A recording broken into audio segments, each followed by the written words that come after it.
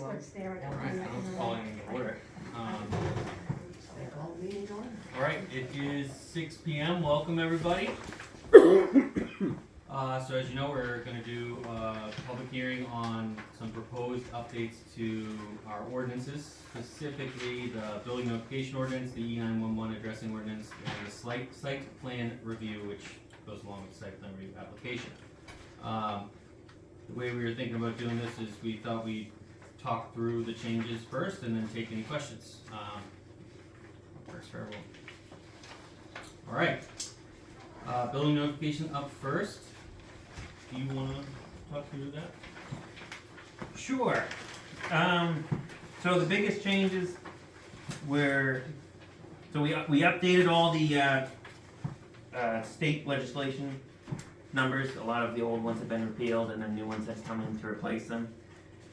And then we increased. So the old notification had no, basically no exemption for a notification. So if you were building a dog house or an animal shelter, technically all those needed to be notified for. So we created a minimum of anything under 150 square feet, just to allow people to have that freedom to Build dog houses. build whatever they needed to, and then anything bigger than that needed a notification. Also stipulated just that basically setbacks from the road, and then if it's a movable small structure like a bus shelter almost, they can be put closer to the road, but there's still some right-of-way issues there, so that's all stipulated in the notification. And then the last one was we stipulated that for renovations, and I'm having a hard time finding it here.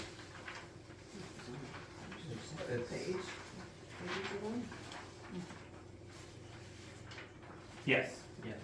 So so in the past, renovations, if the price came up over $3,000, they required a building notifications, but in today's market, it's pretty much impossible to do anything under $3,000. So we basically struck that from the notification, just to, again, allow people to fix their house, get stuff done. That's all I remember. Yeah, no, that's a good summary, and I think, like, the headline here, this is it's overall a loosening of the building notification restrictions. It is meant to bring us in line with the reality of the building notification process. So we get all of the building notifications on the planning board, obviously, and we've never received one for example, a well house.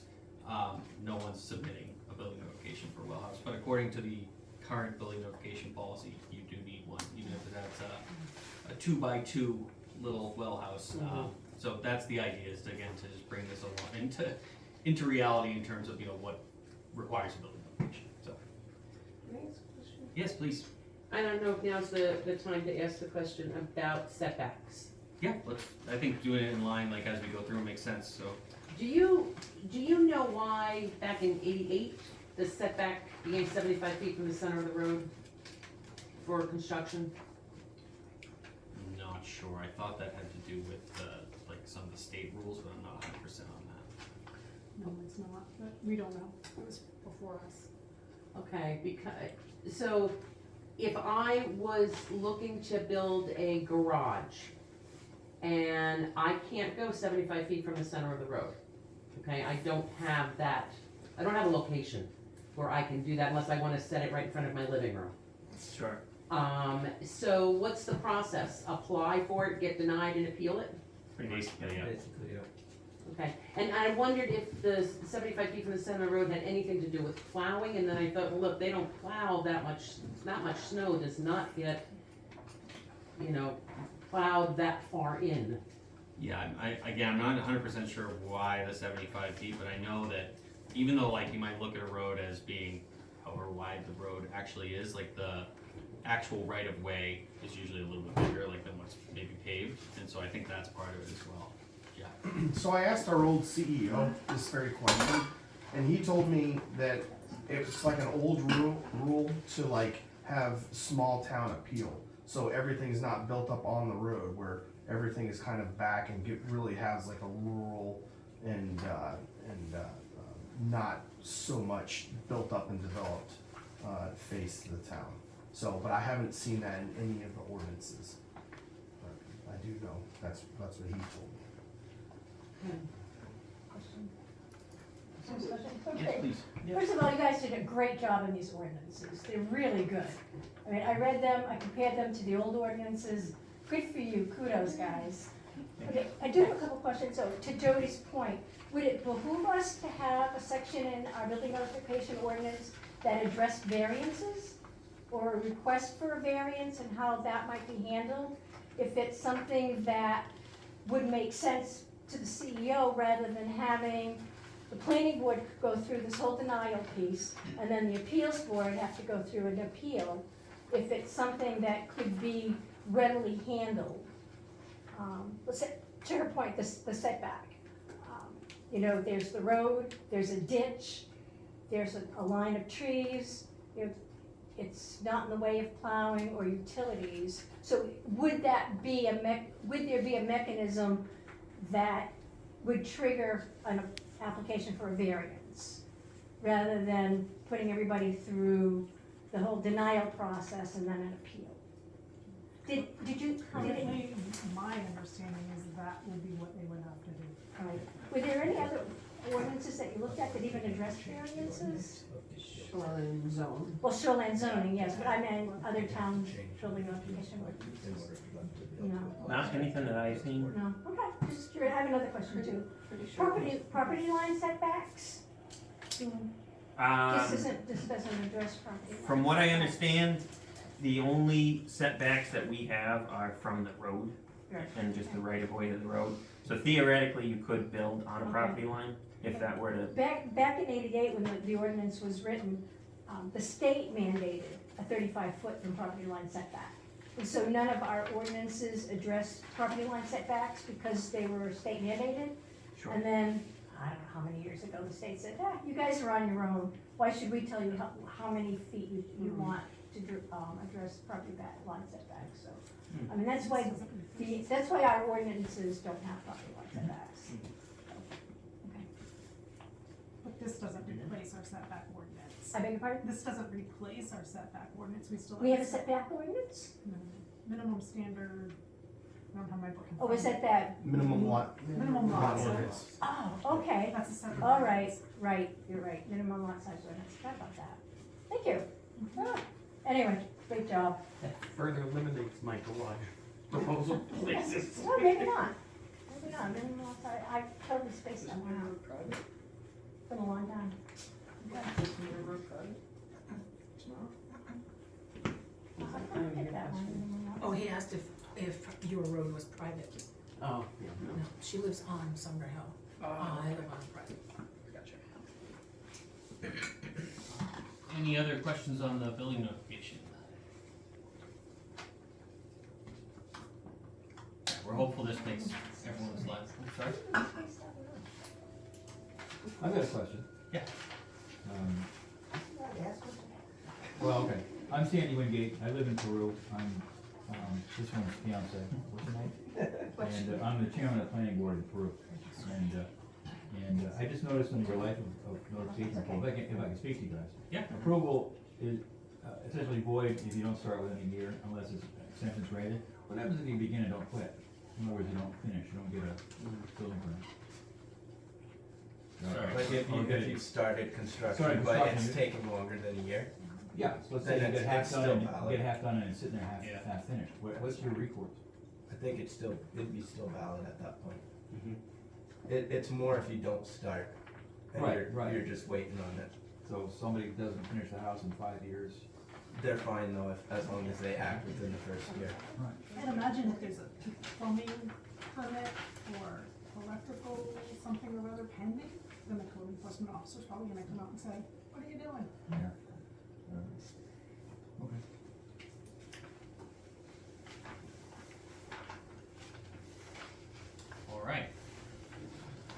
If there's no other questions, we can move on to E911.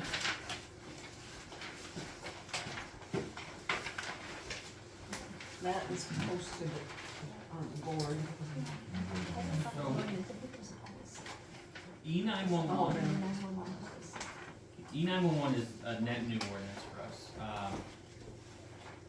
And so, the goal here is, pretty much umbrella under safety.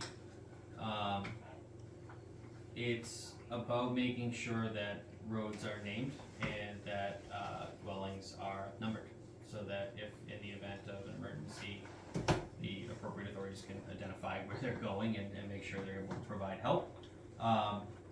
There's a very obvious, existing issue with road names where there are what would be roads under this ordinance that do not have signs. And so the idea here is that the town would work through those, and then any new, what are now, I suppose, private driveways where the dwelling is added and, comes under the road definition here. Those would be assessed as a fee for the sign when that building notification was filed. And so, that, there's two parts, how do we address what's out there already, and then how do we address the future forward, no pun intended, address. But yeah, the idea here again is, from a safety perspective, how do we make sure that things are labeled well and that the authorities can find, a house if there's a medical emergency or something of that nature. I don't know if you might wanna read through that, because I didn't make any copies of that, just kinda give them a year, but Yeah, print some. no, Does anybody have any questions? yeah, let's start there. No, I think it's necessary. Yeah, we think this is a good, it's a good move from a safety perspective, right? Just to be able to, the fire department, ambulances, whatever, they need to be able to find the right house. And it's very confusing, I think, where, especially in the scenario where you have what was a private driveway and then another dwelling or another dwelling was added, then, which house is which? How many are down there? Some of them you can't see down all the way. And so we think this helps address that. Yes. You mentioned that it not only talks about street signs, but about identifying a house number. Does it specify how a house is to be numbered, or is that up to the homeowner? Could maybe we just hear that? Yeah, absolutely. So we have a section called structure numbering. So address numbers shall be assigned at intervals of one odd and one even number per 50 feet. Odd numbers placed on the left, multiple structures on a single lot will be assigned distinct numbers. And then from a minimum standards perspective, that's section 5. The numbers on, like you're posting the number on your, assumably like mailbox or somewhere nearby, be at least 4 inches in height, made of a reflective material suitable for nighttime visibility, displayed in a color that clearly contrasts with the background, and be mounted so as to be clearly visible from the traveled portion of the roadway in both directions. Thank you. Make sure you can see it. That's And to speak to the private way, it's private road, any road, driveway or access way not maintained by the town that serves 2 or more addressable structures. yeah, so if you have a long driveway with one house and a mailbox, you're just numbering that. If you have a long driveway and you had, larger parcel and you started building more houses, maybe a family or something like that, that's when we go, okay, maybe there needs to be a sign there. And who gets to pick the name of the new road? Oh, that's a great question. Any private road, 2 or more structures shall be officially named, must be unique, and the property owner gets to propose a name, but if they fail to do so, or propose an inappropriate name, or submit a name that's too similar to an existing road, then the addressing officer gets to choose. So, property owner gets to say, hey, I want this road name. They gotta pick a unique name and not anything rude. And yeah, and I think addressing officer has the approval. So That would be Diane. yeah. Oh, okay, that works. She doesn't play favorites, just so you know. Well, I understand that. She Yeah, may. I'm sure She may. if you want to pick a name, as long as the name is reasonable, I don't think that there's any issue there, so. There's one in mine at maybe Jackass Alley Road. Oh, yeah. I've been there a couple times. It's got a great story too. And a Yeah, song it that does. goes with it. It does. It's a story song. You can't beat that. I mean, if it has a song, I'm maybe Diane will take that into account, you can't say. There was a town I lived in some years ago that required any development or any roads to be named in conjunction with the history of the land that it was on. Oh, wow. So there wasn't, Deer Run, Deer View, Deer. Yeah. So, but, whatever farm had been there, whatever the name was associated with that, going back in antiquity, and then you didn't have any argument about, it had to be, Fairview or something, sort of like that. That's pretty cool. That's a really neat idea. Yeah, I think part of our thought here is that a lot of the circumstances where a road name will be needed are gonna be a family property, by, maybe they want their last name or something like that, who knows, I'm not the road namer, so.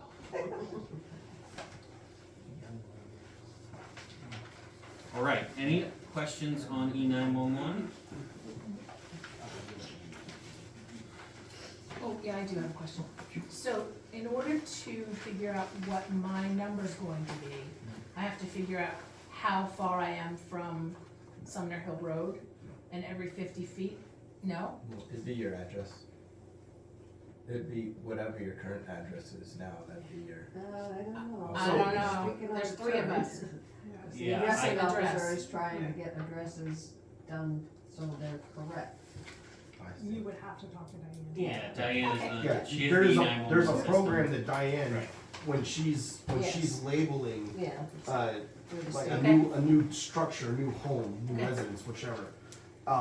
It already has the road going what direction, what side you're on, that's already predetermined. Okay. So in the past, it has been kind of done, without that kind of, organization and standardization, but Diane's in charge, so Okay, she's good. running that. It's a software, right? Yeah, it's, Yeah, I don't, it's not like she even I happen to chooses know it. her phone number. Yeah, she's a prominent vendor, you might see her around. Yeah. Civil line that we account every 50 feet. Yeah. Yeah.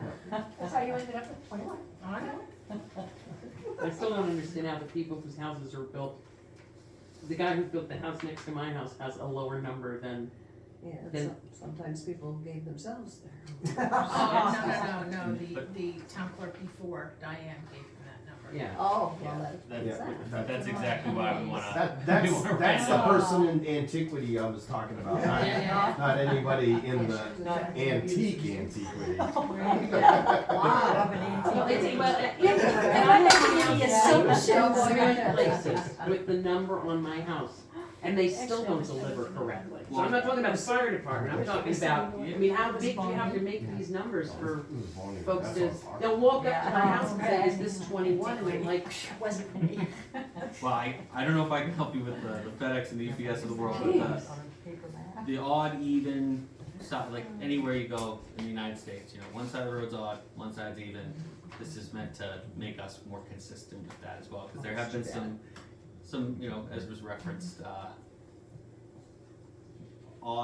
odd, but odd numbering choices in the past. Yeah, like on Valley Road, where 103 Yes. is across the road from 97. Yes, yes. Yeah, they I should mean, be I understand, sequential right, and, most of all the mailboxes are on one side of the road, Yeah. but yes, 97 shouldn't be, Should be even. it should be. I agree.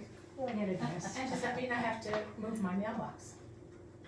I think that's up to how the post office does it. I mean, there's nothing here that says you have to post it on your mailbox. I would think that's the natural place for it, but, if that fits, then you can post it there. If not, you can put a little sign. but is your number gonna change? Yeah, oh yeah. Well, maybe not. Maybe you'll say 21 and the other 2 will move. Who knows? Who was there first? Me? There you go. And you're still closer, so they may be. Well, I'll let Diane figure it out. There you go. I think we're gonna have to take those 4 posts, or 4 mailboxes off that one post. We're each gonna have a separate post or Why? something. How many more mailboxes do you think we could fit on that post? It's already 4. 2 more? Keep trying, We need a bigger piece. We just gotta stick another post next to it, so you can just start extending. There you go. Well, that's right, 'cause Anyway. it's not my turn to replace it, it's somebody else's. Anyway, yeah. We can move on to site plan review if Yeah. folks are ready. So I just wanna start with, you have the red line copy. Did, you don't have it. Well, if you saw the red Maybe line one copy, back there or there, this looks like everything changed, it didn't. This is like formatting mainly. So the site plan review ordinance updates are relatively minor. I think most of what we changed here is just when is it applicable, and so site plan reviews are not the norm, right? So you're not like, for the most part, if you're building like a residential house or something like that, this is not applicable. But if someone wants to come in and build a commercial building or GWI, I think that. perfect example, right? Yeah. So, think more commercial, retail, industrial, someone wants to build a factory, things like that, there's a much more rigorous process than with the building notification. And so, most of this is just, tightening that up a little bit in terms of when this is applicable. We changed a little bit around, there's like a pre-meeting aspect to the ordinance where you have an optional pre-meeting, we made that a mandatory pre-meeting just to make sure everyone was on the same page, and then we updated, just had it in front of me 1 second ago. Updated the site plan review application to reflect those changes and what information needs to be collected in order for us to conduct the site plan review. So you'll see if you look at the site plan review application, the questions we're asking someone who's potentially building, a large commercial development or a retail establishment, if we're lucky, we could get a gas station or something, So the questions we're asking are, what's the property used for now? What are you gonna use it for? When do you think you're gonna start construction? When do you think you're gonna finish? When do you think you'll open the operation? What's on the site? What are you putting on the site? Footprint, parking spaces, what kind of traffic are you gonna generate? Where are you getting your water? Where are you disposing of your sewage? Any fire protection water source? And then do you have your permits from the state?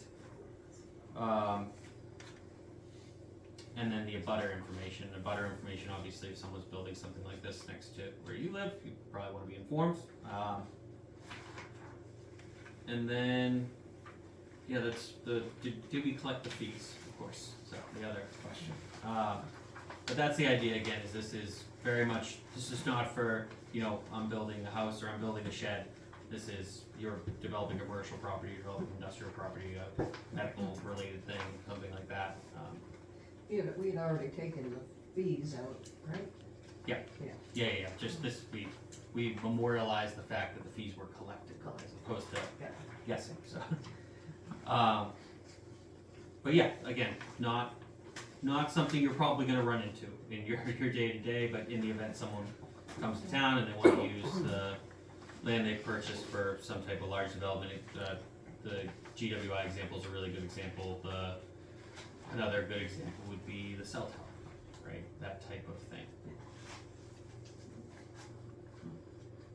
Any questions there?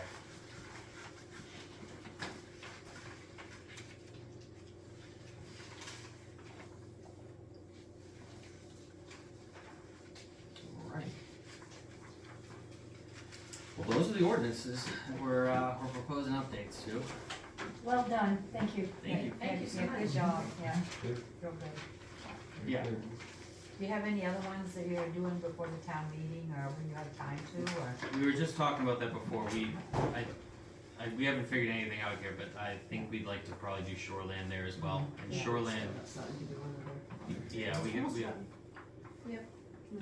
I think most of the fees are taken out, I found a couple more ordinances that fees are still in It's a there. really good idea. Take them out. Yeah. Keep put 'em redoing in the fee schedule, ordinances. Yeah. and I can speak a little bit to, like, the shoreland one, we are basically there.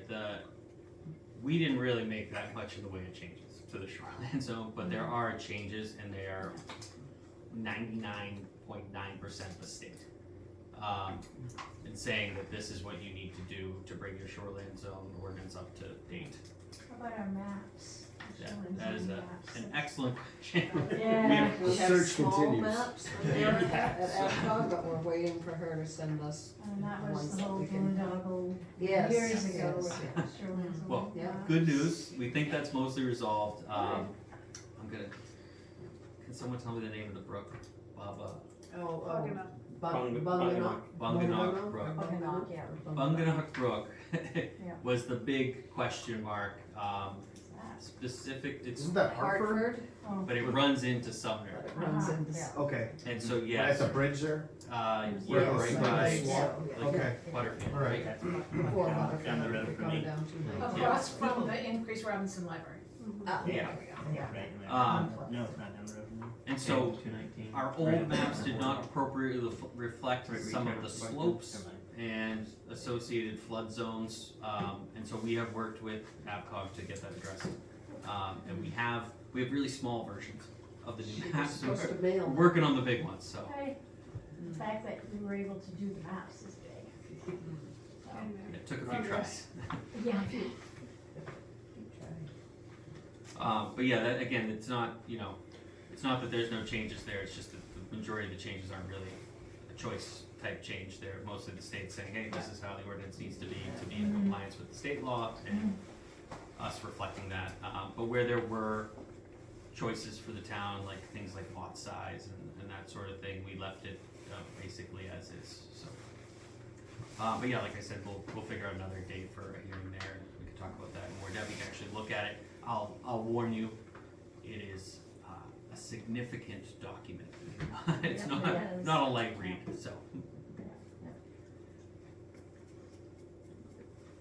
All right, Okay.